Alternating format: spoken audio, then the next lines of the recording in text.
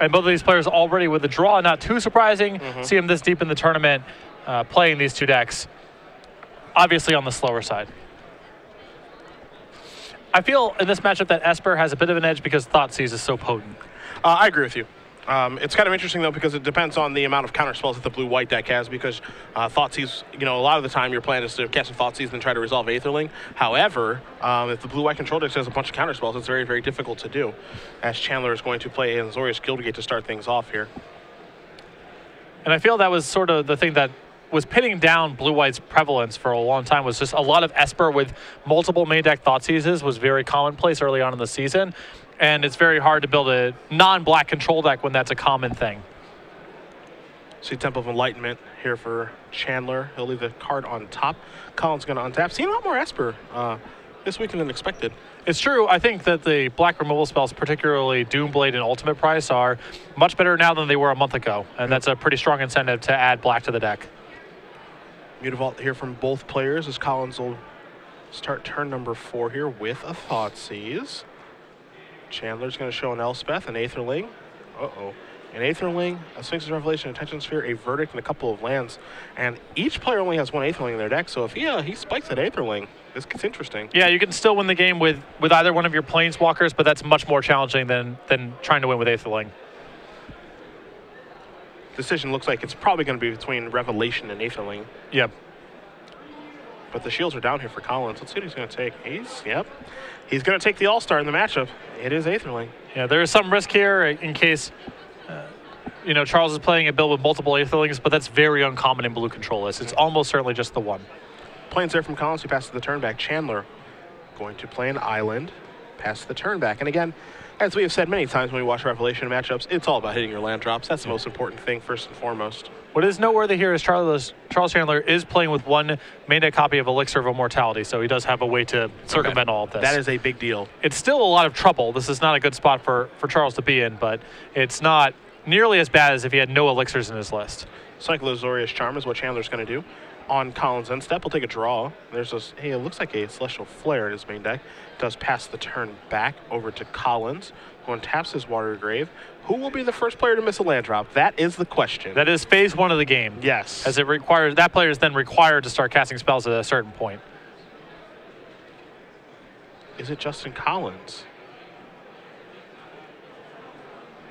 Looks like he's going to cast a spell, so maybe the answer is yes. This feels like a Jace to me, and it is. So Jace Architect of Thought's going to show up. We'll see how he wants to use it. And it's going down, so 3 cards coming. There's a Godless Shrine, a Temple of Deceit, and a copy of... It takes a lot to stump me. What card is that? Go to the tape. Yeah, that's where I'm headed. Revoke Existence. Okay, he has a main deck copy of Revoke. I'm used to seeing the older version. Yeah, we're starting to see one main deck Revoke Existence pick up in popularity in decks like Orzhov, like Blue-White Control, and like Esper. So Collins again, it's going to take the pile of 2 cards. Of course, whichever one does have a land is very appealing. Collins has not played a land yet. There's an untapped Godless Shrine, so he's able to block with Mutavault if necessary. Yeah, this allows him to protect his Jace. One thing here that's of note, Collins doesn't have a ton of blue mana, actually. He's got, a couple Godless Shrines out there, Mutavault and things of that nature. Doesn't actually have a lot of lands that produce blue. Yeah, the blue mana check is really important because normally the fireworks start when someone is able to do X with counterspell backup, and then how much blue mana each player has in play starts becoming a really important thing. Mutavault gets fired up. Looks like it's probably going to go after Jace here in a moment. We'll see. See if Collins maybe has a removal spell here, like a Doomblade. He has 2 of those in his main deck, or if he's just going to be on blocking duty. Getting to cash in a Doomblade on a Mutavault at this stage of the game would be a huge win for Justin. Yeah. So Mutavault's going active. Here it comes. And he just lets Jace go. Basically saying, I can't afford to lose my Mutavault. I need this card. It's also a risk of turning on various reactive tricks in Charles's hand too, like Celestial Flare, like Azorius Charm, that he may not want to trade with there. So Collins, do you have a 7th land?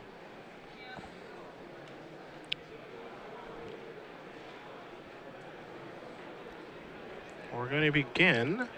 Looks like we might see a discard spell. I'm not quite sure. Going to fire Mutavault, so we're getting aggressive. All right. That's going to be a beating right there. Celestial Flare. This is dissolved. So, yeah, now we're just fighting over some weird things here. Yeah. You know, this doesn't really happen a lot in this matchup. Right. This is a pretty big win for Charles here. It does open the door for something big to potentially resolve. Yeah. And getting to trade, the number of counters in each player's deck is also a critical thing. And so getting to trade like that is just really awesome for Charles. Yeah, trading a dissolve for a Celestial Flare in this matchup is all sorts of win. You see Jace, Architect of Thought drawn here for Chandler, among other options that he does have in his hand. He's doing, again, a nice job of hitting his land drops. Now he's going to drop Jace down. Could have dropped Elspeth this turn, chose not to. So 3 and 4. There's your Jace. It's going to tick on down. Here's a Mutavault. There's a Faded Retribution. And that's another copy of Mutavault. So we'll see how Collins opts to split these. Probably going to get a Mutavault and a Faded Retribution here because I don't think Justin can afford to give him 2 copies of Mutavault. And I like doing this instead of landing the Elspeth here. There's such a good chance that Justin has Detention Sphere in hand that I'd rather sort of incrementally gather more resources and then try to win the game incidentally rather than run this Elspeth out there, which likely just gets Detention Sphered and then life goes on. Yeah, sure. See Mutavault there for Chandler. Pass the turn back. Colin's going to play Temple of Enlightenment to start his turn. Take a look at the top card. And that's critical for Justin, as you mentioned. Just blue mana is a pretty significant bottleneck that he has right now. Yeah, it being blue mana and it just being a land. Yeah. You know, 2 check marks.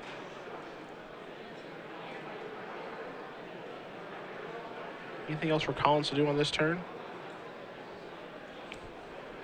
You can see Charles with Revelations in his hand, so I really like this game that he's playing of just wearing Justin out of resources to fight over things. It looks comfortable. Yeah. Looks really, really comfortable in the control mirror as far as what he's trying to accomplish. There's a Detention Sphere. He's going to consult his hand really quickly here. Yeah, there goes Jace. And as you mentioned, the likelihood of Collins having a Detention Sphere is going to be pretty high anyway. So maybe saving Elspeth for a little later is always a good idea. Yeah, just get your card advantage while you can, and then, later on, you can try to run the Elspeth when Justin is less likely to have things to fight over it. D-Sphere the draw here for Chandler, and now he's weighing in. Thinking about if this is time to maybe pull the trigger on Elspeth, maybe just keep getting in there with Mutavault. It's got a lot of different things he can do, especially playing against an Esper player. Things are a little bit different here because of spot removal. Yeah. Now the risk here is, if this Elspeth, if something bad happens to this, then Charles is actually starting to run out of ways to win the game. Yeah. At that point, we are looking at Elixir or bust most likely, or winning with Mutavault somehow, which is not easy to do. So maybe a main phase Rev.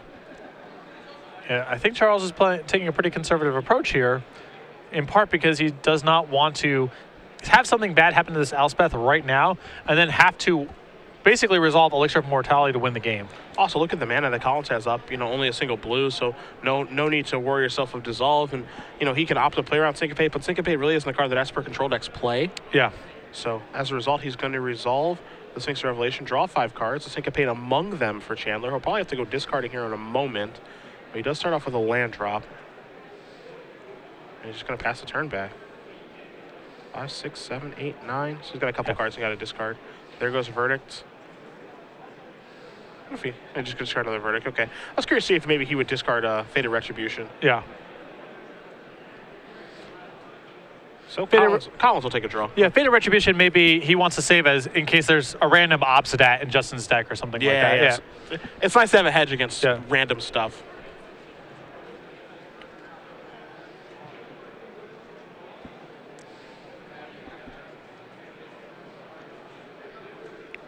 So we'll see what Justin's going to try to do, but I think Charles right now is doing a very good job of just generating more raw resources. Yeah. Just keying through his deck a little bit faster. Obviously, life totals in this particular matchup don't matter too much. Collins did do something important in this game, which was Thoughtseize away Aetherling, but as you mentioned, Elixir of Mortality is hiding out in Chandler's deck list, so again, not the end of the world. Also have to admire the pace of play here from Chandler. Again, he looks like he knows exactly what he wants to be doing over the course of this game. Yeah. As here's a Divination from the blue-white control player. It's going to draw a Mutavault and an island. So land drops are not going to be a problem. There is an island. Taking a look at his hand, a bunch of Detention Spheres. That Elspeth is still in the grip. A lot of cards there. Yep. I think, again, Charles is still not really in a position to have to do anything proactive as he is the one with more land drops. Just going to discard a D-Sphere and pass the turn back over to Collins, who will untap those 3 lands. He'll take a draw. We'll see what he's going to be working with.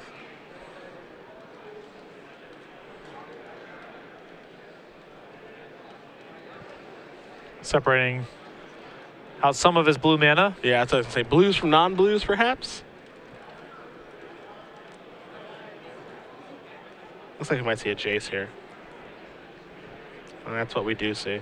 So Jace can take a thought here from Collins, so he plays some of the stack. Chandler has how many cards in his hand? Of course, Chandler has 7. Yeah. Chandler may not want to fight over this because he's very close to having to discard anyway, and this allows him to just cast a Detention Sphere next turn. Temple of Enlightenment, a Doomblade, and an Elspeth are the cards.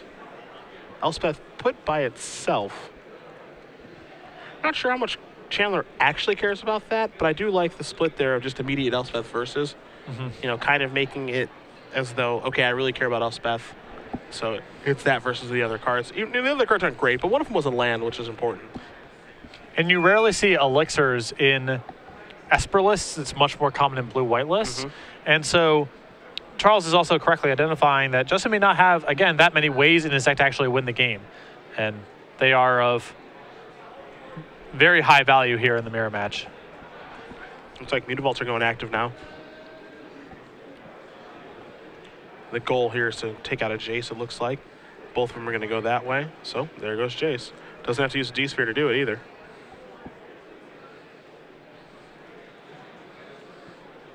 And Chandler, I believe that's going to end his turn, as Collins is going to cautiously untap, and now he's been given the green light. Now there is Fated Retribution. I think Collins is asking Chandler what it does. Right. Obviously, as he knew it was already in his hand. For those of you not that familiar with, official tournament policy, you're going to ask a judge at any time what the text is of any card. They can come over and show it to you. So Charles there just shortcutting, not requiring a judge to come over.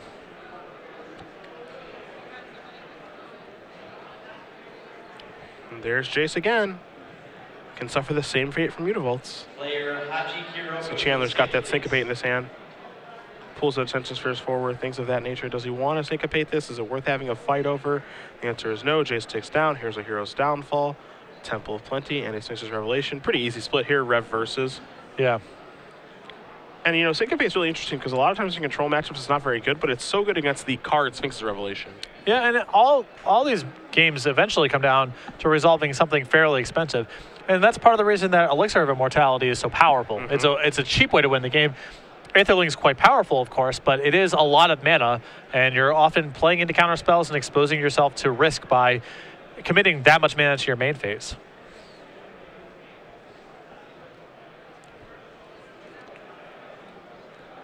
And Collins looks like he's just going to pass the turn back after the Jace and a little bit of scry action. So Chandler takes a draw. It's a dissolve. Counter spells are, of course, quite good in this matchup. He's going to go firing up. Looks like a couple of Mutavaults here. A little surprised at the tapping, just because he's using an island instead of a plains here. That could come back to hurt him a little bit. The shields are relatively low for how many lands are in play, only 5 mana being available. But he's going to go after Jace with all 3 Mutavaults.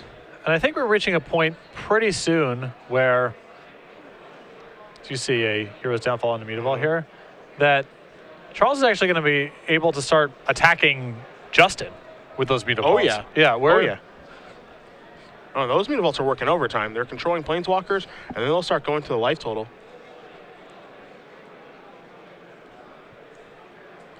Let's see what Collins is going to do on this turn. Both players a lot of lands in play, of course, as we are in a Revelation Mirror. Almost 36 minutes left in the round, so pretty good pace so far. So it looks like we're going to go for Aetherlink. Oh, it's going to be Elspeth, excuse me. The pace of play so far has been great. Yeah.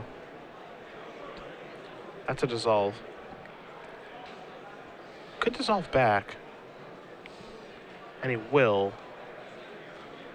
This is a really good opening for Syncopate, it feels like. Yeah, and that's exactly what's going to happen. The question, of course, is do you fight over Elspeth or do you wait for Aetherlink? We obviously see that he's opted to fight over Elspeth. Syncopate, dissolve, all that good stuff. So now dissolve's going to resolve. The scry will resolve here for Chandler. You see both players are going to be organizing the stack, all that good stuff. So dissolve is going to be removed from the game. And then Elspeth's going to go in the graveyard via the dissolve. And now Chandler gets to untap. The shields are completely down, so you see him untap pretty quickly. Take a draw here. Draws a dissolve. And Dissolve's great here. Charles, you know, he took a pretty aggressive line that turn, successfully fought over Elspeth, but his shields were largely down. He had no counterspells to protect himself from a stray Aetherling or something that Justin could resolve next turn. So picking another counterspell is really critical. Really interesting attack here, where Chandler opts to, instead of resolving Aetherling, just going with 2 Mutavaults, and he wants to clock him that way instead. Again, the shields were down, so you have the opportunity to resolve Aetherling, resolve Elspeth if you wanted to, and he chose not to.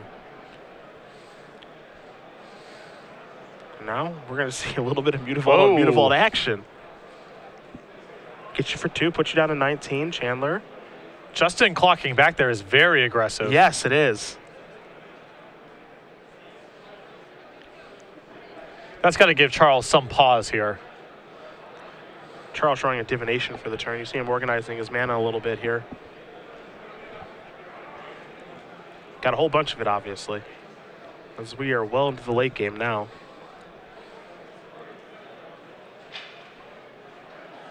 See what he wants to do. Looks like he probably wants to fire at Mutavaults again. I think he wants to lead off with divination. Okay, that's what he's going to do. So he's going to start by drawing 2. Hallowed Fountain and Hallowed Fountain. Going to play one of them untapped, go down to 17. And Charles looks like a very experienced blue-white control player. He is not thinking at all, but that Hallowed Fountain immediately came into play untapped. Yeah. See, he's still getting very aggressive here with Mutavaults. Well, I definitely like Charles being the one getting aggressive with Mutavaults here. And there's a Doomblade. Are you going to try to take care of the other one? With something like a Hero's Downfall. Hero's Downfall actually has a utility in this matchup due to Jace, Elspeth, stuff like that. So it's not just reserved for Mutavault, and the other one's going to come across. Justin didn't want to quite pull the trigger there because, you know, he might not have an answer to a follow-up Elspeth in that world. Mutavault coming in again for Justin. Going to put Chandler down to 15. Mighty aggressive, but I like it. And he does pass the turn back, so Chandler's going to untap those lands. He's still got that Elspeth, couple of Detention Spheres hanging out. Revelation was the draw. It wouldn't surprise me to see Charles initiate some amount of action on this turn, trying to run Justin out of resources to set up this Revelation. Going to play Hallowed Fountain untapped. He's going to go down to 13. And what looked like a little bit of awkward Mutavault attack. It doesn't look so bad now. Yeah. No, Justin with some spot removal spells in his hand could afford to be pretty liberal with his attacks. Yeah, he says, let's do it again. Put Chandler down to 11.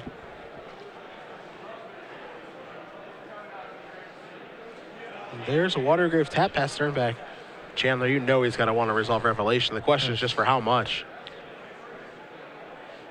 It depends if he intends on fighting over it or not, if Justin fights back. Well, let's get the answer is yes, because he did it for 5 and left 3 mana back. There's a dissolve. There's a dissolve on dissolve.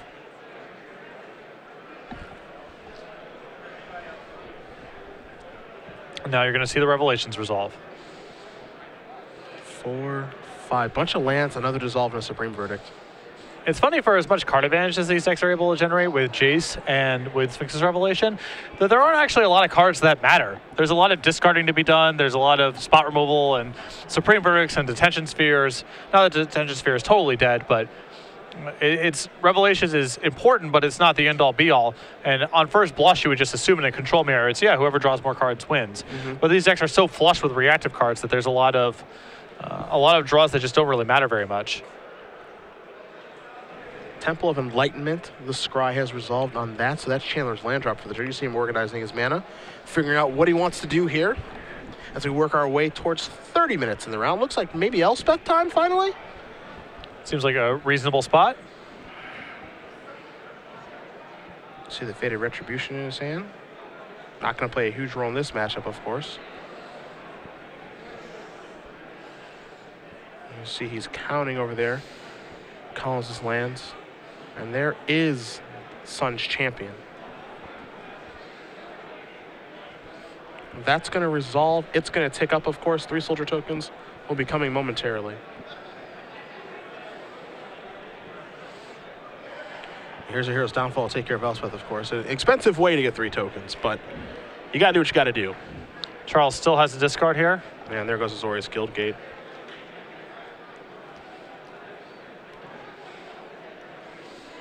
Hallowed Fountain, too. Maybe. You see him counting his lands. I would be surprised to see him just discard lands over situational spells, as the lands still matter. You know, it's total. The total number of resources really count. So, you know, at this point, I'm inclined to want to discard Fated Retribution. I know we talked about before how you might be able to catch a Blood Bear or something like that, especially when you don't know exactly what your opponent's win conditions are. It just feels like the weakest card in his hand.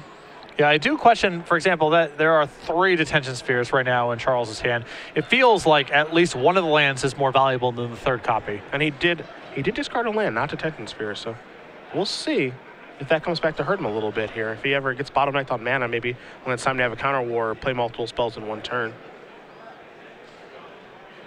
I mean, it's possible he's working on the assumption that Justin just can't kill him through all of this. There's a Verdict. That'll trade with 3 tokens, which, sure.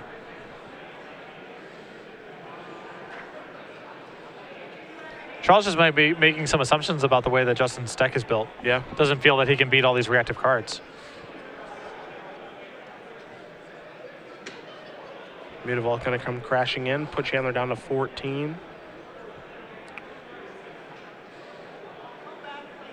Collins going to play a Hallowed Fountain tap to pass the turn back. Collins doesn't have a lot of cards in his hand. Chandler does, but of course Chandler's cards are reactive at best. Because there's an Azorius Guildgate coming to play immediately.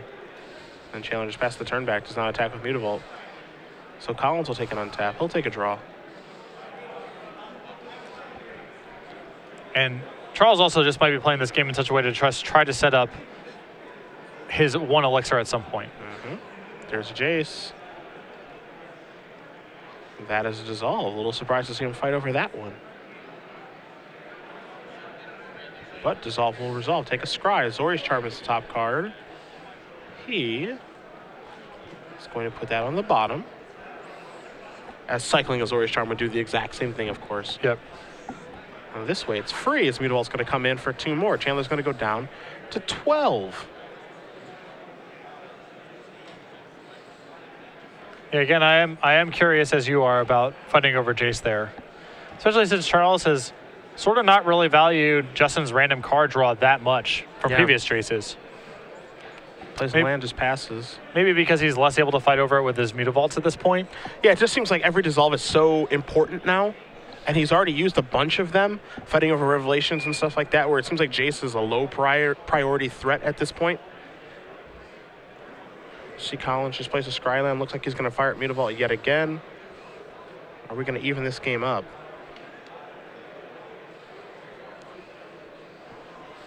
And Mutavault looks like it's on blocking duty. So these Mutavaults are going to trade.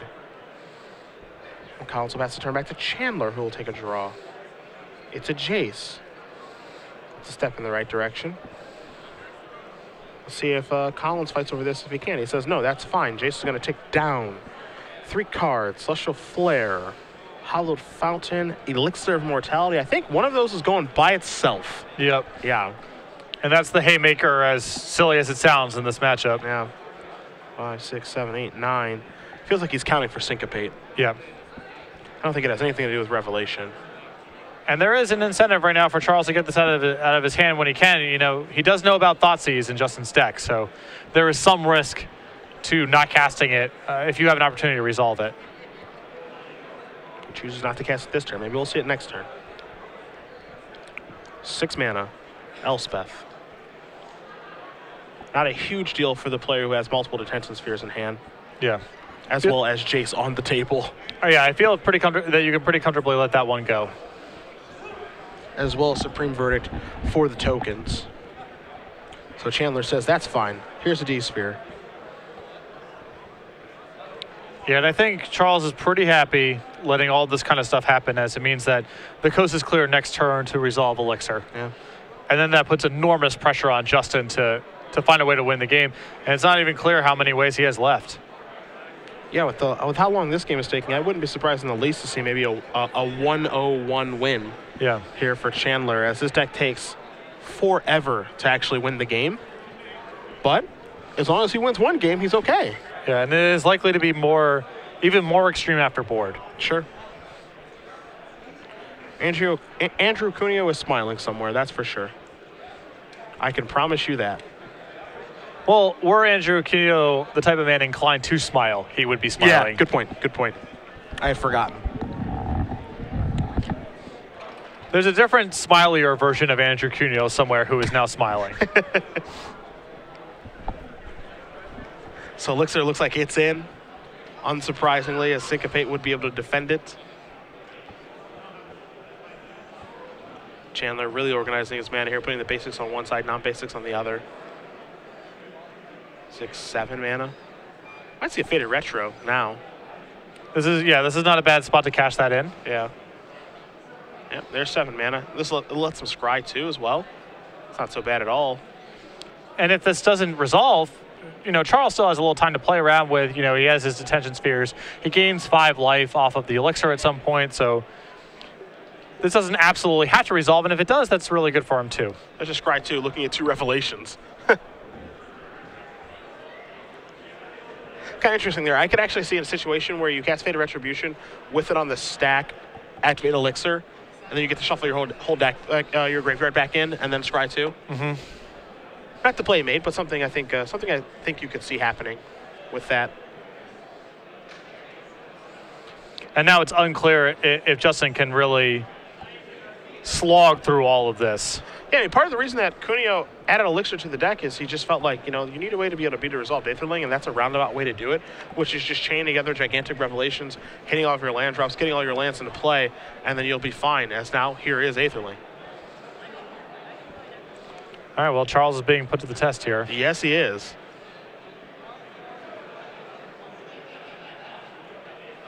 Now, what's interesting here is actually, we can see a Syncopate. I think that Collins can pay for, but it'll tap him out, and then he can just de-sphere the Aetherling.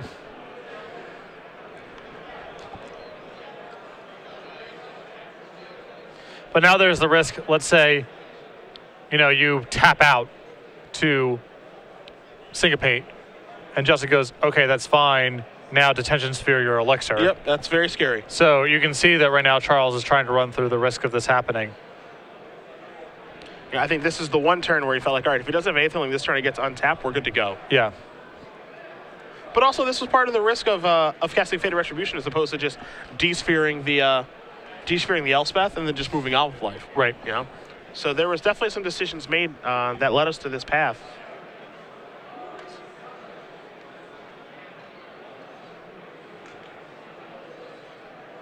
And it looks like it is going to be a Syncopate for 5. He's saying if you want to resolve that, it's going to cost 5 mana, and that gets removed. And yeah, I think this is a Revoke Existence, sure. This is exactly what you talked about. Yeah. So now all of a sudden, somehow, some way, the Aetherling was the bait spell, which I've never seen happen before. So now the question is, can Charles Chandler win the game? His Aetherling is in his graveyard from a turn 3 Thoughtseize. Yes. And Elspeth's? 1 copy. We've already seen that go. Yep. He has 4 copies of Mutavault. We've seen a couple of those go. He certainly, I feel like he's revved more times. Oh, yeah. He's behind on card count right now. So Collins is going to untap and take his turn as Chandler just passed back. And it's time for maybe a little draw go, my friend. Revelation, the draw. Yeah, I think Justin's just going to say, I just don't think you have anything left. Yeah, yeah. There's the Temple of Enlightenment. I think he's furiously digging for a Mutavault. And obviously, because Collins is playing Esper, he can have many answers for that because he's got some spot removal. I guess going ultimate with Jace would be a backdoor way to win this game if there's stuff left. I mean, we're drawing pretty slim now. Maybe if you're Charles Chandler, you can trick your opponent into resolving Revelations. Yeah, but I don't think I think Justin, by letting that Aetherling go and then just revoke existing I mean, he knows what's going on here. Yeah, I feel like that's what it feels like to me too. Draw. Looks like revoke existence maybe in the draw there for Chandler.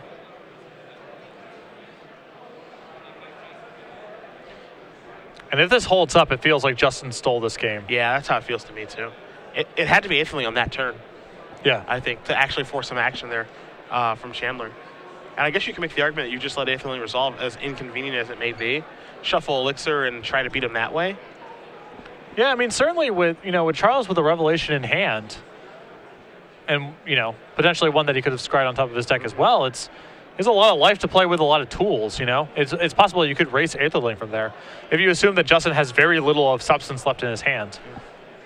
Temple to Sea comes into play. Temple of Enlightenment on Chandler's side. Take a draw. There's Jace. Perhaps the plussing strategy is in order. You don't see that one get the job done very often. Now he's going to consult his graveyard. We're going to be under 20 minutes here shortly.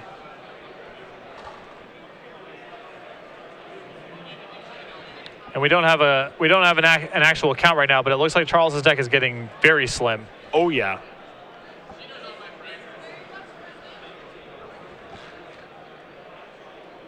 Jace Architect of Thought on the stack here. There's a dissolve, so he says you don't get to resolve that. That's an interesting use of dissolve, because if you believe that your opponent does not have very many conditions left, that means that you feel as though that Jace is super important. It shows your revoke existence and take care of Detention Sphere. So now it looks like Jace is very important, as Jace is going to come back in. 4 counters up to 5. Yeah, it's the concern, again, of him going ultimate with Jace and potentially stealing the game that way.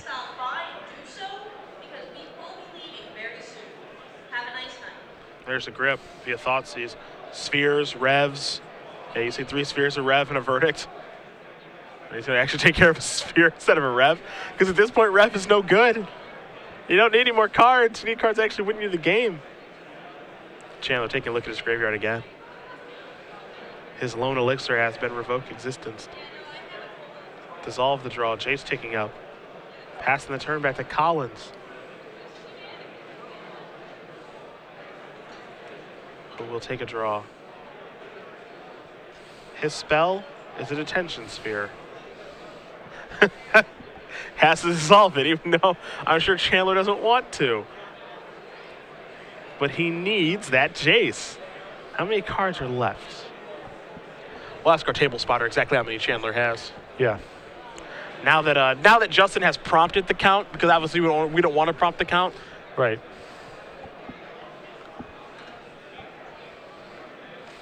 So now we can safely ask and answer the question. The answer is 9 cards left for the blue-white control player. So we'll see exactly what's going on right now in response to this dissolve. So it looks like a Rev in response. Thumbs up here given from Chandler. 2, 3, whole bunch. So there's some cards.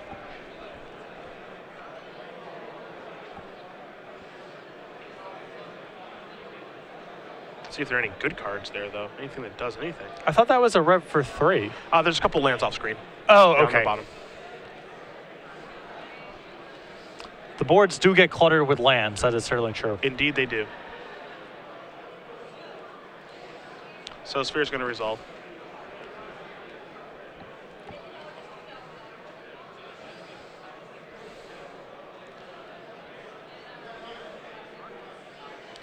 Let's see. Justin likely, all right. It's not his land drop yet, so maybe does not have to discard this turn.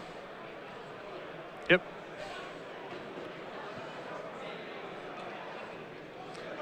So Charles trying to ride this Jace. There's a Mutavault. Mutavault is a little bit late now, though. I think that Mutavault comes a couple turns ago. It might be okay. Yeah, it does give Charles another way to pressure Justin's life total. Yeah. Never mind. There's a Mutavault. Take care of the Mutavault. So yeah. I thought that might be a plan, and that plan's out the door now.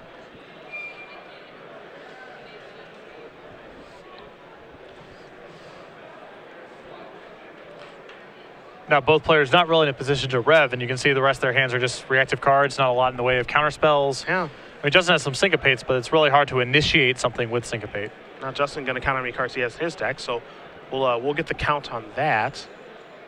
That was a New Art Divination.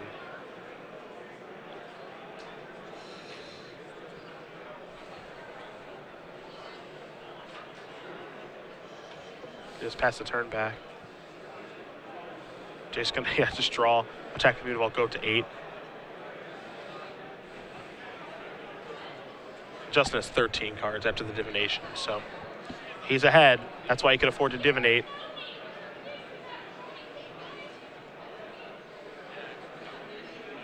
There's a temple. Top card going to go to the bottom.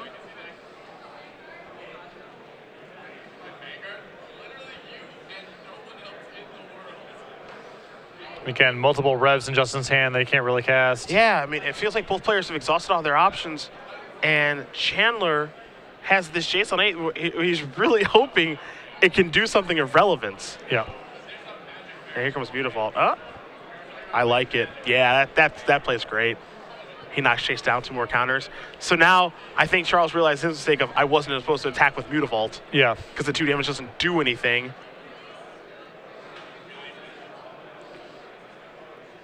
Smart play from Collins. Right. And now this is potentially a real big problem that Justin can find. Another Doomblade and yeah. a, you know.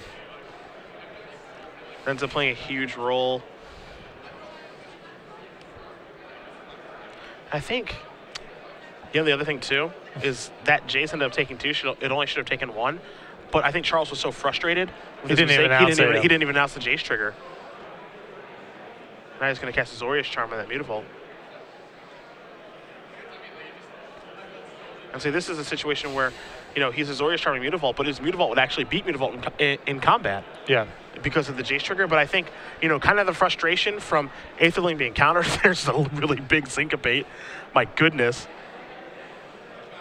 Yeah, now Mutavault's just good to block. Yeah, and he's completely forgotten the Jace trigger, which is so favorable for him. And with the way that he's untapping his lands and a little bit of frustration here, you know, now he's going to ultimate Jace. He's going to go through his deck. And he's going to shuffle, not find anything. And now he's going to go through Collins' deck. And he's thinking, please have something for me to win the game with. Yeah, there's hi, not you. And we know that Charles, over the course of this game, has scryed a lot of lands to the bottom with his scry lands here and various scry effects. So the rest of it, the remainder of his deck is very likely lands. Yep.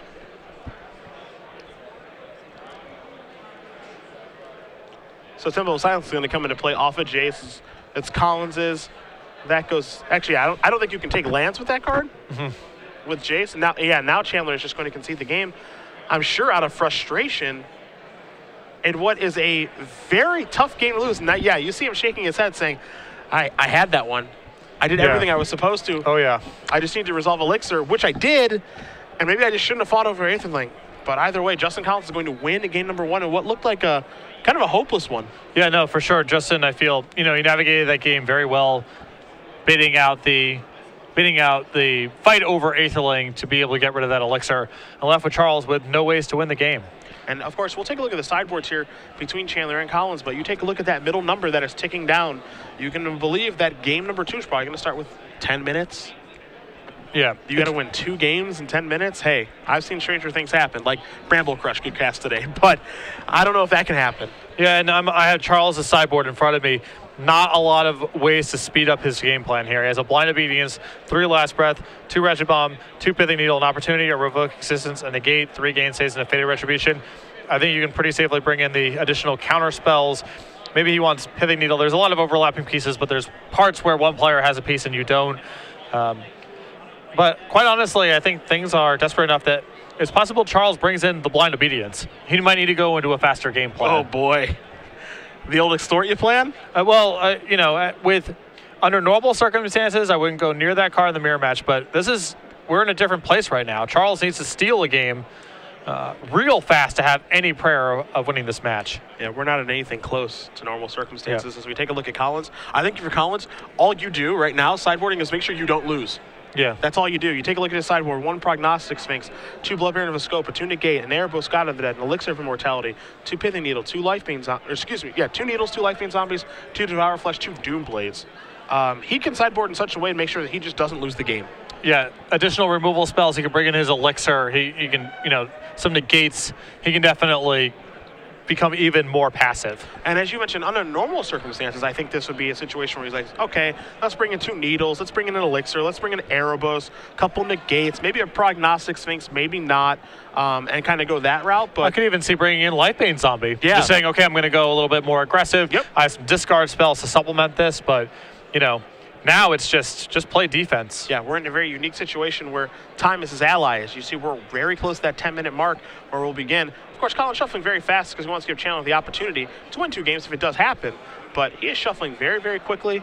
And again, we're going to be at about 10 minutes when these players do start game number 2. Justin Collins does win game number 1. And it looks like from the way the tiebreakers have broke down, Collins wins this match. He's probably in top 8.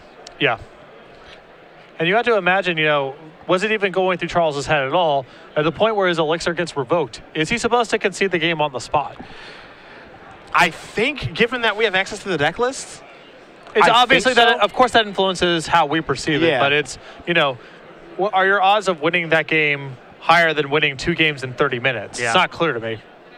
That's the really, obviously, the big question is, are you just supposed to pack it up and pack it in and say, all right, this sucks, but I don't have time for this nonsense? Because, again, I don't know exactly the timestamp when that did happen, but let's say it was 28 minutes in. There was a lot of time left on the clock when that exchange happened because there was, Charles, there was some fighting over Jace and some turns passed where Charles was just taking up his Jace. That was a lot of time in between Revoke Existence's cast on Elixir of Mortality and Charles concedes the game. Yeah. A lot of time elapsed. Well, both players can draw their 7. Chandler will be on the play here. He's taking a look in a hand that I don't think he's in love with, but he doesn't have much time to mess around here. It looks like he's just going to keep. It's almost to this point where you have to almost keep inning 7 because shuffling is going to take maybe too much time. Even that's a lot. Yeah. Here's the Thoughtseize. Yeah, and his hand's not great at all. There's a Revelation, there's a Gainsay, there's a Negate over there, some other things. But the one thing that you see is the one card by the side. There's just one island. Yeah. There's not a lot of lands. And in a matchup like this, where as we saw in game 1, it's all about hitting your land drops. But Chandler has to take just some crazy risks here. Yeah, and even this is, Justin writing down the hand with Thoughtseize. Even this is excruciating for Charles with the time constraints being what they are. But there's nothing malicious here, obviously. If this were any other game, he would do the exact same thing. For Charles, he's underneath the time crunch, but Justin doesn't have to change his pace of play to match Charles's. He just needs to play at a normal, legal pace of play. Yeah. Collins will take a draw. Pivot Needle the draw here. There's a Temple of Enlightenment. Time to scry. Leaves that card on top, passes back to Chandler, who draws an island off the top, puts it directly into play. Collins will take a draw.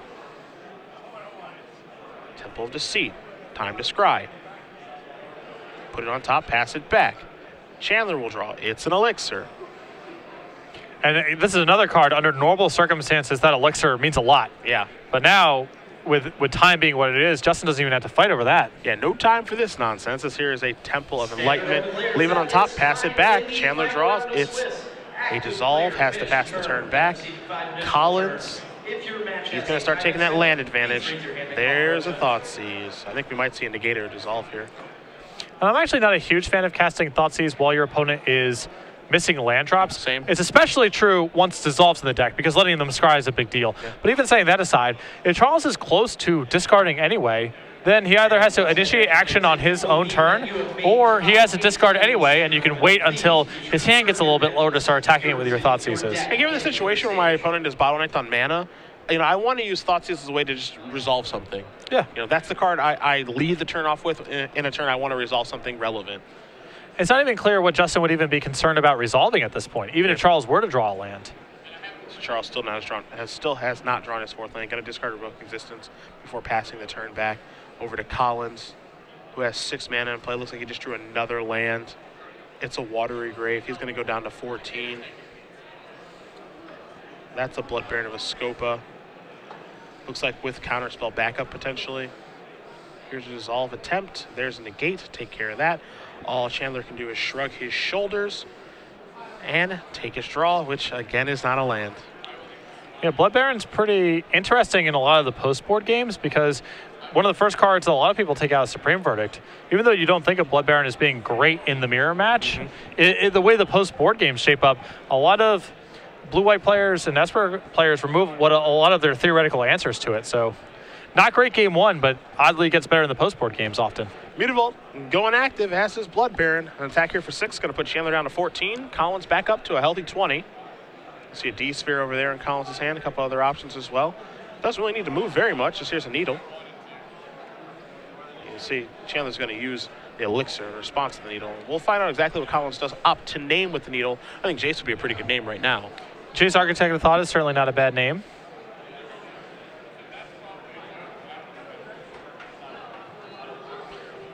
That's one of those sweet, bits of baiting by Justin there. If he does nothing, then you can needle the elixir. If he does something, then you go ahead and needle something else.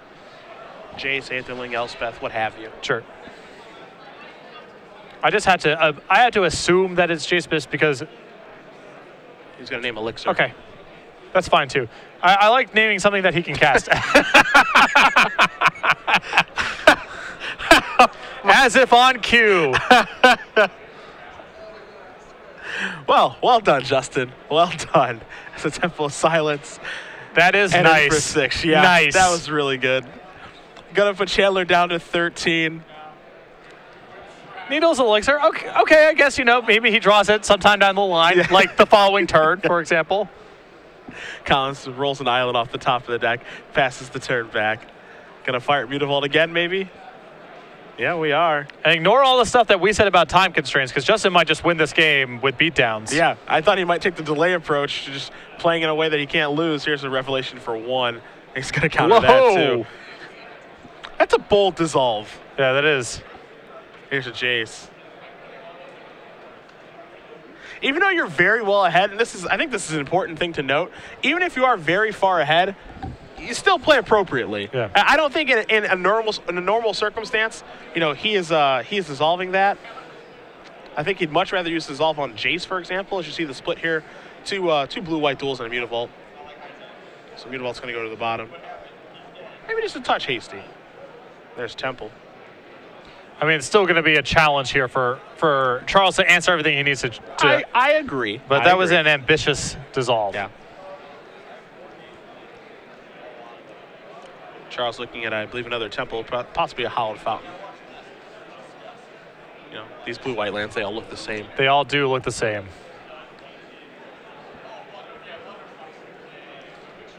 Chandler counting here, trying to figure out if he can work his way out of the situation. Leaves the card on top, passes the turn back. Collins going to take an untap. He's going to take a draw. We'll see where Mutavault's going to go this go-around. Well, there's Watergrave coming to play untapped. He'll go down to 24. Well, ladies and gentlemen, if you're interested in buying anything... Oh, no, we're going to rev up. Yes! He's at 30. Attack for 10. That is it. So, Justin Collins, with the largest Blood Baron possible, will win this match 2-0 over Charles Chandler. We have seen awesome stuff today. Yeah. Exact 30? Yeah, exact 30.